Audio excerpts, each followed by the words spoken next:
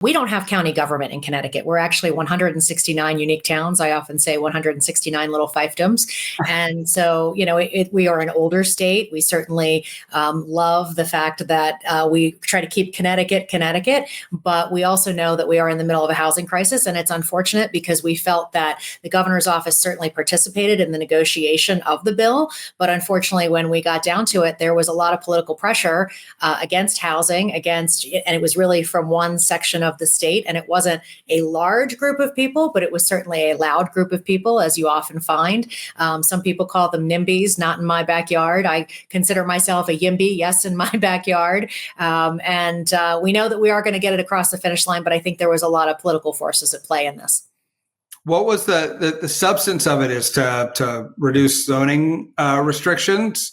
How did it work? And then what do you expect to get in the next session to address the housing crisis? So we had a lot of really critical components. We were actually looking to make some significant parking reform. We didn't want to have parking minimums. We know that drives up the cost of projects. And also it's just not realistic to have, say 2 cars for a 1-bedroom apartment. In some cases, we just wanted people to look at it project by project. So that was significant. We also had some really great transit-oriented development, both incentives and some zoning changes to make it easier for people to be able to do critical transit-oriented development in Connecticut. We also had what's similar to New Jersey, a fair share piece, although I will say it was certainly a much weakened version where we were really just asking people to take numbers that we had done as part of a study for the amount of housing we think we need and to make a plan for basically 25% of those numbers. So we were just asking for a plan. We weren't even asking in that piece, to definitely get things built. But we have had a little bit more time to look at this,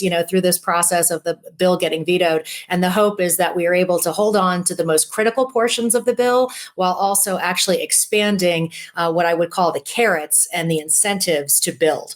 So I think that's critically important that we encourage people and give them opportunities to want to build in a way that makes sense for their communities.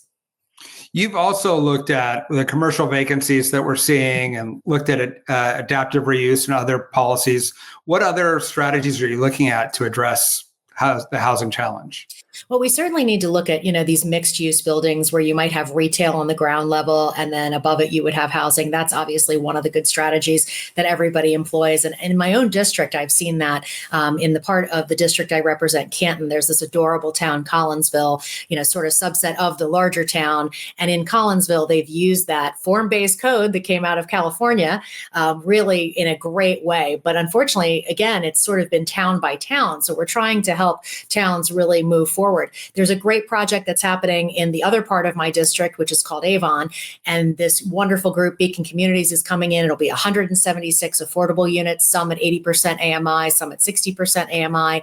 And that is a commercial conversion. It's taking an old office building and converting that into housing and then using the rather large parking lot that went with it to build the other section of the apartment building. And so we're very excited about that. And that's the sort of thing, we have a lot of small former office or industrial parks that really would be great for us to be able to build on. So we're utilizing both brownfield in some cases or grayfield money in some cases to get these projects off the ground.